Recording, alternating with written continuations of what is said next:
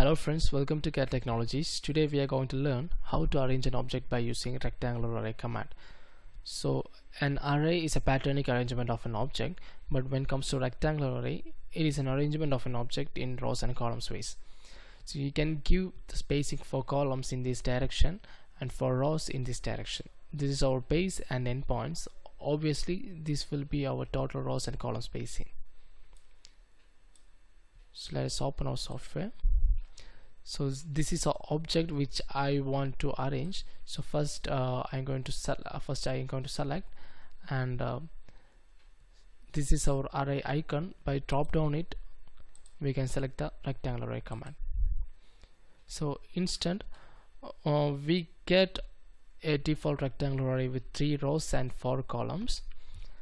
On the array preview, we can adjust the spacing and number of rows and columns as per our requirements. So in this figure I am going to give 5 columns and 4 rows with a spacing of 900 for columns and 800 for rows. So not only that, you can add some levels here by specifying the elevator height. But the levels you can't visible in this top view. By change it into front or side view, you can visible the levels like this. If you supposed to specify the incremental elevation between the rows, by drop down this tab, you can give the incremental value. So now our object are elevated as well as incremental a little bit from the base.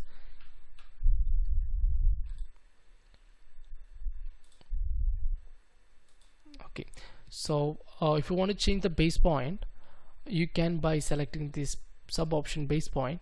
So by default the base point start from the center of our object. Now you can fix it anywhere.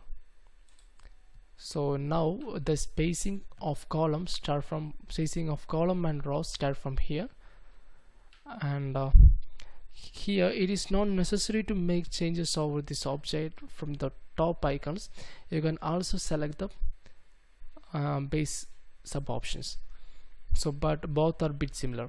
So this is about rectangular array command. Hope you guys like this video. Please don't forget to subscribe. Thank you.